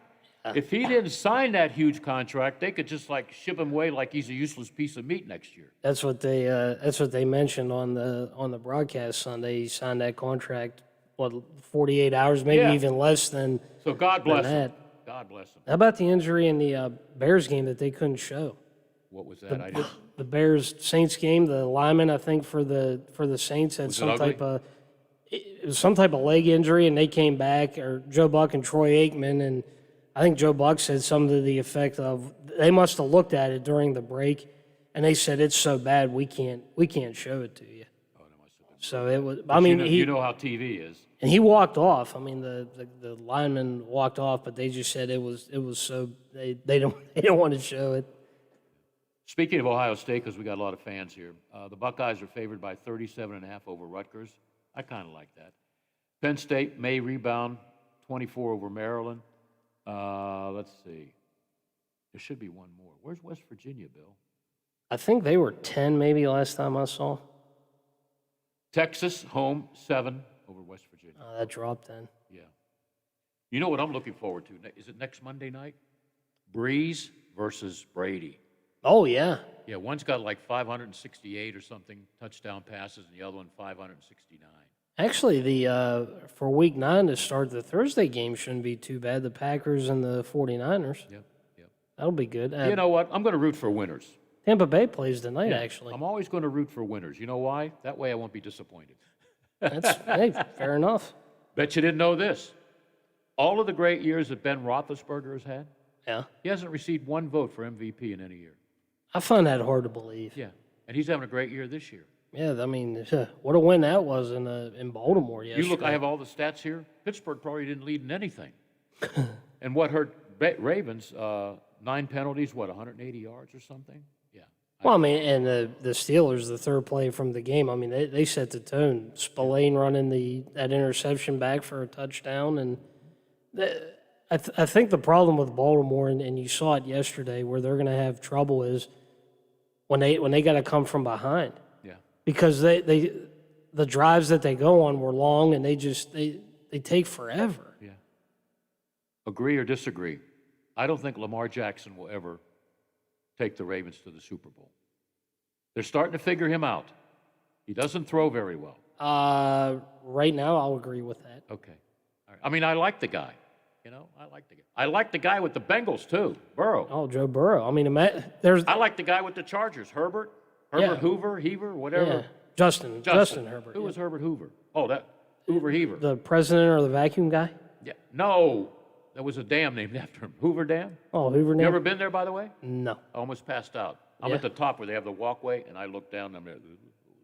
Well, I'm scared of heights. Burrow's problem is the same thing you mentioned in Chicago. He doesn't have a line. No. If they had an offensive line and somewhat of a defense, Yeah. Burrow's not that bad. No. All right. Hey, thank you for all the info. I've got so many notes down here. It's unbelievable. All right.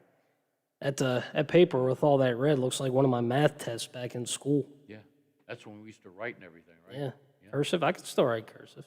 You can? Yeah. Oh, yeah. Okay. Did you write in college? A little bit. Okay. All right, Biff, thank you. You were a great help for me, especially for my Friday show. Our Friday show, because it's teamwork here with the Watchdog, right? Yes, it is. What do you got? You got Penguins sweats, Nailers hat. Jeez. Oh, I got my Nailers pullover too. Yeah. Wow. Or not pullover, polo. You going to wear Notre Dame colors Saturday? Yeah. Okay. Yeah, I'll have a little green on Saturday. I can't wait. My team's playing Saturday. Army. Yes. Hosting Air Force. Great. All right. Go Knights. All right, Biff, keep us up to date on gold, yellow, blue, green. Right now I'm green. Going to turn purple probably. We got to take a break, and I think Ray Fittipaldo just pulled into his driveway from his drive to Baltimore and talk about a trade. Tomorrow, Jim Wexler's going to be with us because it's the trade deadline. He's good. Yeah, well, he's one of the best. He's got insight on everything. He'll tell you what high school Williamson played in, all right? He's full of knowledge, but tomorrow's a trade deadline. I don't think the Steelers will do anything, but Jimbo will be here. I'm late on my break. Sorry about that, Lola. Jerry, if you're listening, I owe you a cup of coffee, if you drink coffee. We'll be right back with Steeler Update right after this. For all of your IT needs, visit OmniPerforms.com. Omni Strategic Technologies, the only IT company that the Watchdog trusts. Hey, I'm going to the kitchen. Can I grab you a Coors Light? Yeah, that sounds good. Huh. I never knew there was a zip line in my fridge. Hey! Hey, buddy! Yeah? You got 2 Coors Lights up there? You got it! always brewed down to 34 degrees. With a taste as cold as the Rockies, only Coors Light gives you refreshment every time. Here you go, 2 Coors Lights. Awesome, man. Wow, these are really cold. That's the only way I deliver it. Sure, I mean, you being a mountain climber and all, Yep. you probably need a pretty warm coat in there, huh? Yep. Hey, Ben! Yeah!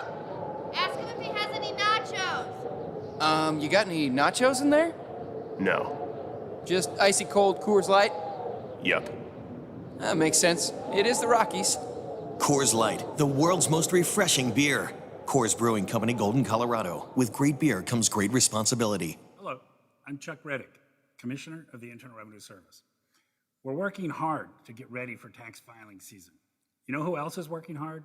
Identity thieves. Keep your computers and your mobile phones secure. Use antivirus software and strong passwords. Look out for email scams. Secure your home Wi-Fi with a password. Stay safe when you shop online. Look for HTTPS in the web address. See irs.gov for details. Now, during the Jim Robinson Ford Lincoln Toyota Pre-Owned Super Sale, select from over 80 vehicles in stock starting under $5,000. Most are local trades, many with one owner. Hurry to Jim Robinson at the Highlands, home of lifetime powertrain protection. Now, during the Jim Robinson Ford Lincoln Toyota Pre-Owned Super Sale, select from over 80 vehicles in stock starting under $5,000. Most are local trades, many with one owner. Hurry to Just like they always do, Quaker Steak and Lube at the Highlands continues to serve the Ohio Valley. The Lube is still open for carry-out and now offering their $10 meal deal every day of the week. Get one entree and one sidecar for just $10. Pick from steak, wings, ribs, and more. Call in or order online at thelube.com. And follow them on Facebook to stay up to date on their latest specials and promotions. Ohio Valley Medical Center was shut down by California-based Electo, who laid off 1,200 employees in Ohio County, while costing thousands more their access to health care. Where was Senator Ryan Weld? He was working as a lawyer for the law firm that represents Electo. Delegate Randy Schwartzmiller stood up for you. He called for an investigation into Electo. Randy Schwartzmiller will always fight for you and your health care. He's one of us. Paid for by friends of Randy Swartz. Oh, there's something so real about living local. And I know without a doubt I'm not alone. And I'm loving living local. There's nowhere else I'd rather be. Said I'm loving living local. WTRF is working for me. The Ohio Valley is where I love to be. Now at Menards, get 11% off everything. Over 50 in-stock Kidde home safety products are 11% off. Get a smoke alarm with a 10-year sealed-in battery. It's only $15.12 after 11% rebate. Get 11% off everything now at Menards. Good through November 7th. Savings are a mail-in rebate. Some exclusions apply. See store for details. Hello, I'm Bob Beach, candidate for West Virginia Commissioner of Agriculture. Folks, are you aware within the last 4 years, West Virginia has lost 722 small farms, 50% of our dairy farms, and hemp crops are being burned in the field. Our food supply is at risk. A healthy ag community benefits us all. Once elected, my lifetime of agricultural experience will allow us to reverse the damaging effects of the past 4 years. I'm fighting for agriculture. Allow me to continue my public service as your next Commissioner of Agriculture, and let's grow West Virginia together. Paid for by Beach for West Virginia. The Metro News Update is brought to you by Thomas Auto Centers, Mall Road, St. Clairsville. Get the best deal at Thomas Auto Centers. West Virginia Metro News. I'm Chris Lawrence. A tragedy over the weekend leaves the campus of Alderson Broaddus University in mourning today. A current student and a former student from AB died over the weekend, and 5 more were sent to the hospital in a Sunday morning car wreck in Barber County. That wreck occurred near campus. AB is attending to the needs of grieving students today and say there will be a prayer vigil for the families and friends of those impacted. The personal protective equipment is in place at all precincts for tomorrow's election. More than 17,000 face coverings and 168 cases of hand sanitizer have been delivered to polling locations around the state for an election held during a health pandemic. Secretary of State Mac Warner says voters should feel safe tomorrow. The elections are healthy, they are safe, so anybody that feels comfortable going out, say to a Lowe's or a Walmart, should feel even safer going to the polls to vote. The near 9,000 poll workers in West Virginia were trained with the coronavirus in mind. Connie Perry is a poll worker in Kanawha County. Everyone has to wear the mask. They're supposed to not come in with a fever. And then, of course, there's gloves if you want them.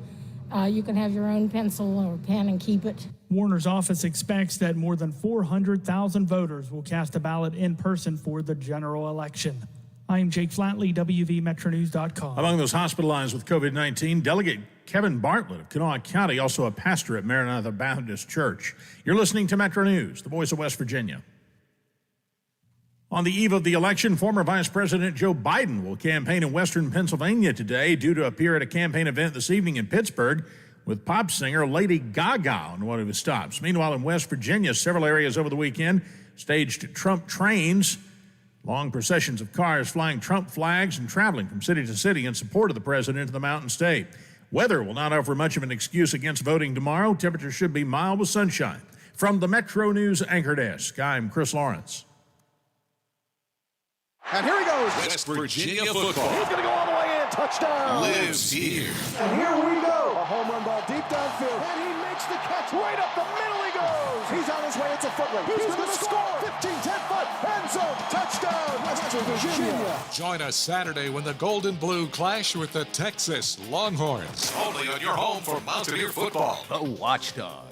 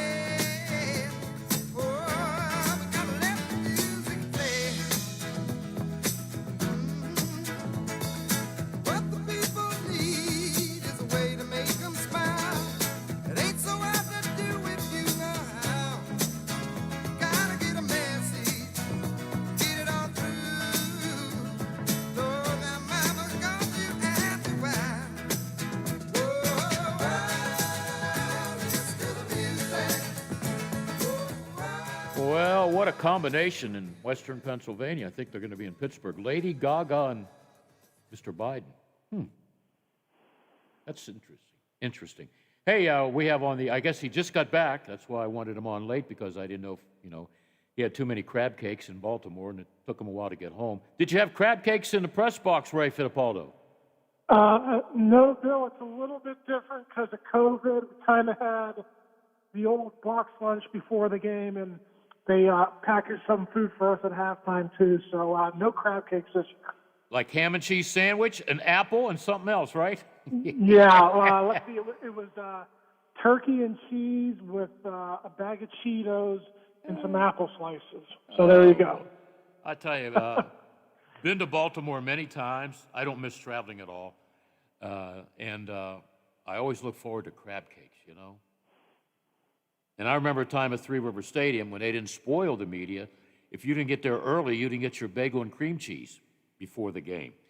And at halftime, you saw everybody leave the press box to get in line for chili.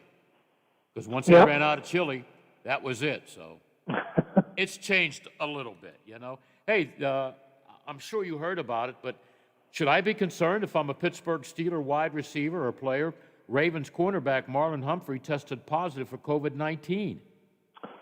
Yeah, the Steelers moved some players. They were supposed to be available for interviews between 11 and 1 today. That news broke shortly before that was going to happen. So the Steelers canceled that stuff. I think the Steelers might have closed for the day just out of precaution there. Yeah. So all their tests came back negative today. So that's good news. But as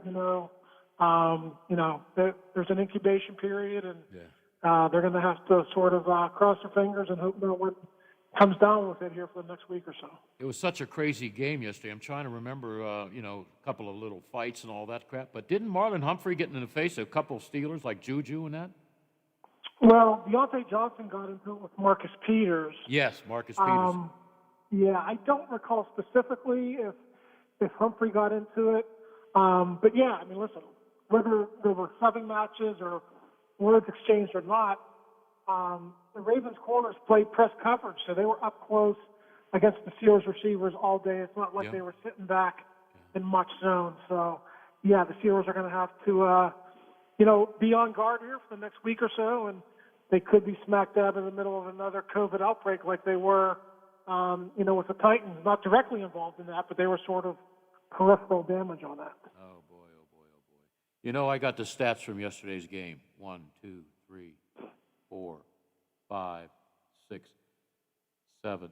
7 out of 9 categories, the Ravens. I mean, if you just look at the stats and not watch the game, or you weren't there or whatever, or didn't play, it's like the Ravens kicked some butt. But the Steelers won out. I mean, good teams win games like the one yesterday. Yeah, that's true, Bill, but the Steelers have a lot to fix. You're talking about a very shoddy run defense. They just haven't been able to stop the Ravens the last 2 times they've played them. And you got to think, yeah, injuries are a part of it. No Devin Bush. Tyson Alulu goes out early. I'm sure that factored in. Mike Hilton didn't play. He's very good in run support. But they've just shredded him the last 2 times they've played. Down in Baltimore in the regular season finale last year, it wasn't quite as bad, but it was bad. Yeah. So listen, you're right. The Steelers found a way to win. They're obviously one of the best teams in the league, but I still think there are some issues that they have to fix, and I think that's good. Keep them humble. They know they have to get a little bit better, and I think they'll probably be a little bit more ready for the run the next time they play the Ravens. If not, shame on them. Well, Kevin Colbert just got done playing Monty Hall's Let's Make a Deal, and I like the deal they made with the Jets. They really didn't give up anything, and I thought they got a pretty good linebacker in Avery Williamson.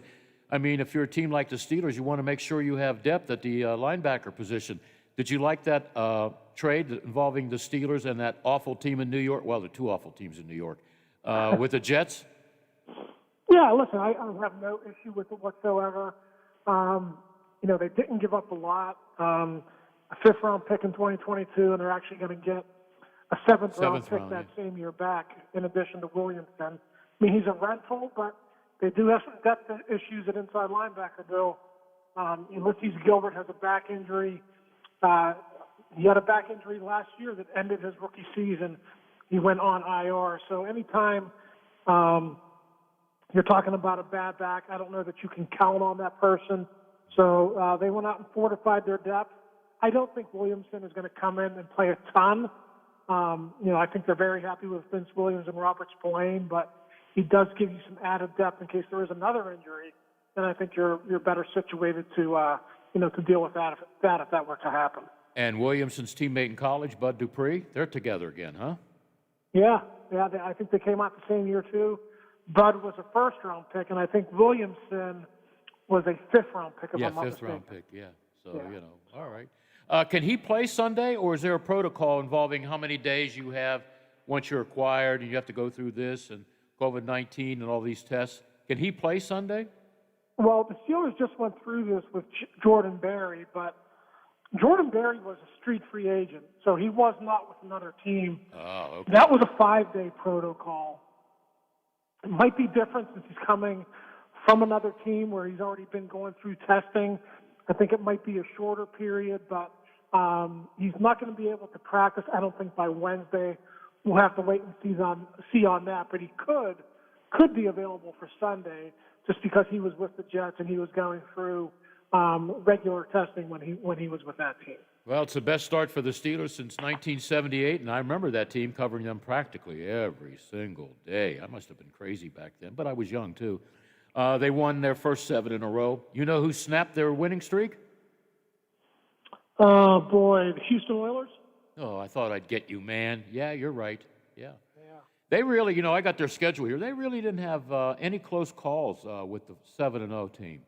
But they went on to win the Super Bowl, and they also got off to a decent start the next year when they went on to the Super Bowl and won. So I just see a couple of little potholes. I don't think the Miami Dolphins of 72 should worry about, oh boy, somebody's going to break our record. But, I just think along the line, somebody's going to surprise this team. So who knows? But right now, I'm going to jump on the bandwagon. because I found out, you always root for the winner. That way you won't be disappointed,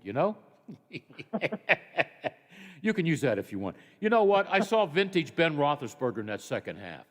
You know what? He was just doing everything it takes for that team to come back.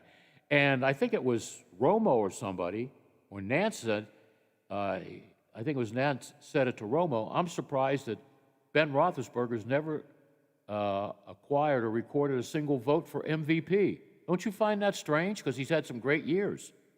Well, yeah, I do. I think certainly a couple of times. I think back to 2014, he was really good. I don't know that's going to happen this year either, Bill. Even if the Steelers are, say, 10-0 or 12-0 at one point, and he continues to play this way, I still don't think it's going to happen just because he doesn't have the numbers this year. If you look at his numbers from yesterday, they were not good. Not that good. Just 182 yards for the entire game. He was 4 for 10 for 24 yards at halftime. Those aren't, if you're looking at Tom Brady and Peyton Manning numbers when they won MVPs, he's nowhere close to that. But when you're actually talking about the real meaning of most valuable player, I think he might be in that conversation, but I don't think that's the way, the writers or whoever votes on that. I just don't think that's the way they think. I think that's the way it was maybe designed to be, but I think more so they go for the stats and, who is the best overall player at a certain position, and usually the quarterback. Let's get in an argument, okay? And it doesn't involve the Red Sox or Yankees. Lamar Jackson, in my opinion, and I love the guy, I think he brings a lot to the game. He likes to run, but I think he makes a number of crazy plays, all right? I don't think the Ravens will ever win a Super Bowl with him at QB. What do you think? He hasn't done very well in the playoffs, has he? What is he, 0 for 6 in the playoffs and against good teams? Well, no, he's only had 2 playoff appearances, and he's 0 for 2 because they got knocked out their very first game. Okay, so, but they got beat by Kansas City, right, during the regular season, the Steelers. Who else beat them? Well, no, they lost to the Titans last year. Yeah.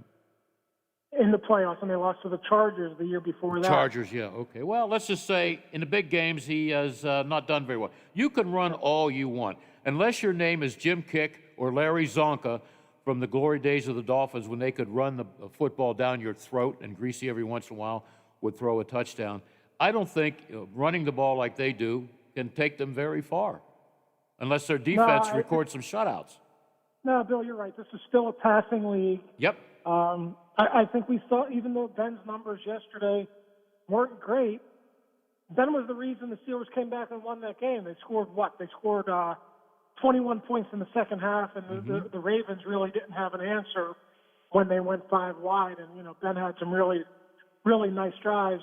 And the other thing with Lamar Jackson, he turns the ball over way too much in big games. I mean, we saw it in the Titans game last year. We saw it at Heinz Field last year when they should have lost to the Steelers, and we certainly saw it yesterday.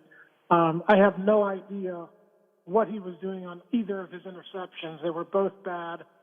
Not only terrible throws, but terrible decisions. So he's got a lot of growing to do. I'll never say never about winning a Super Bowl, but I think he might be onto something. I think he's got to develop into a little bit better passer before I think we can even consider that. Did you see the ending of the game when they focused in on the coaches?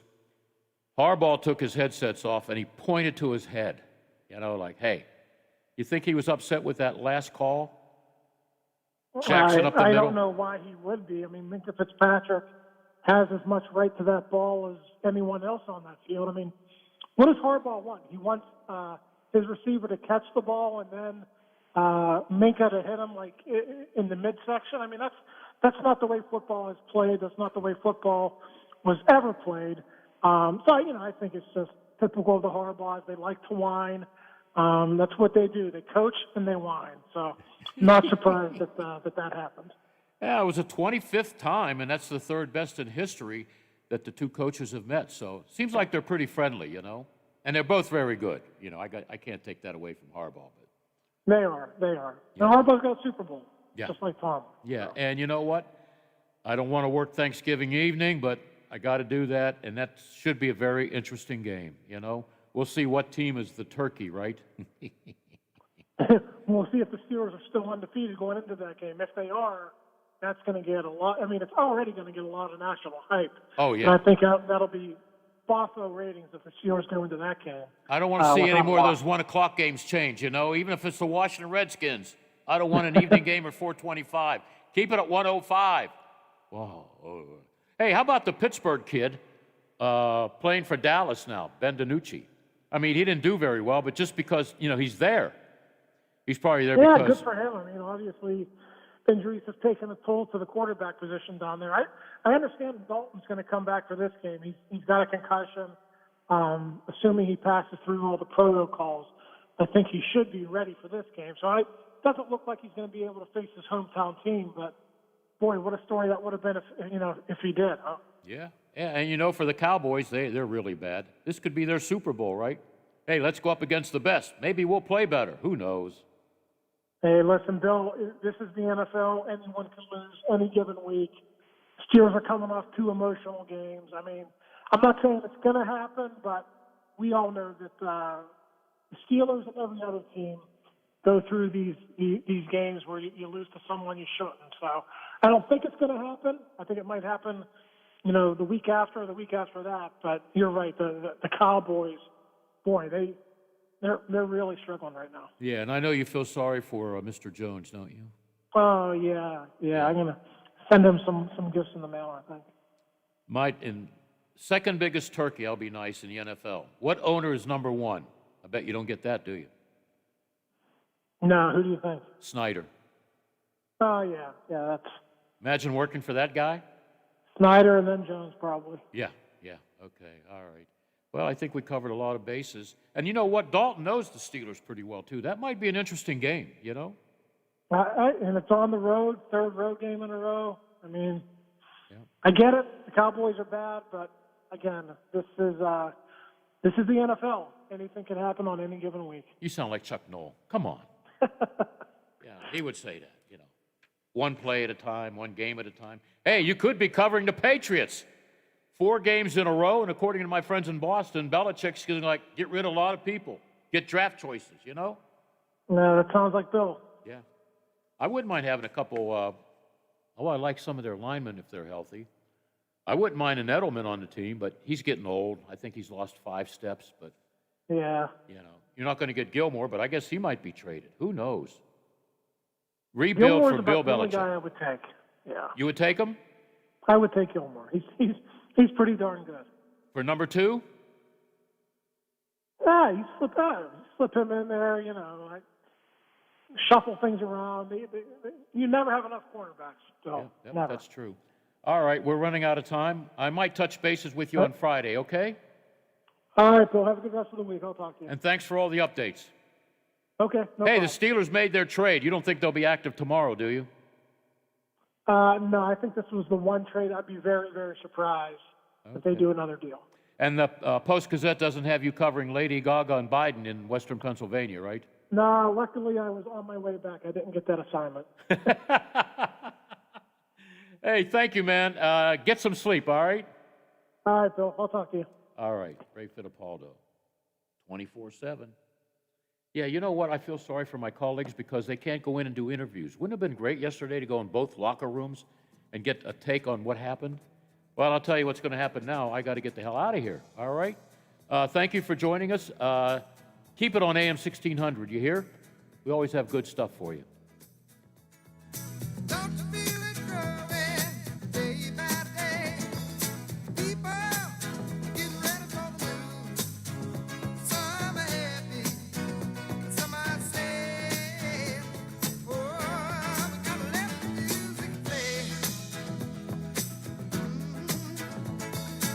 The Watchdog is FM 98.1, AM 1600 WKKX Wheeling, FM 97.7, AM 1370 WVLY Moundsville. The ABC News is brought to you by Thomas Auto Centers, Mall Road, St. Clairsville. Get the best deal at Thomas Auto Centers.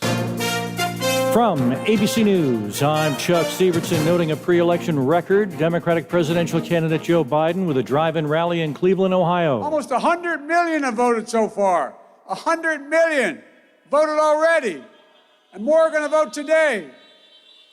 And my message is simple.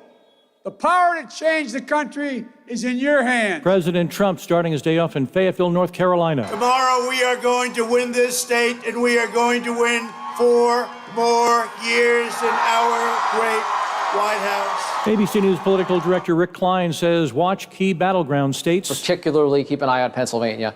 That's the biggie, and unfortunately for us, it's also the one that is least likely to have complete results on election night. They're not even going to start counting the millions of ballots that have been received there until during the day tomorrow. It means there could be a backlog. It means there could be lawsuits, all of those things. But the only way that really matters is if Pennsylvania ends up being the pivotal state. In that first scenario where any of those southern states flips to Joe Biden, it's pretty clear where the night is headed. ABC's Aaron Katursky. The Justice Department will have personnel in 44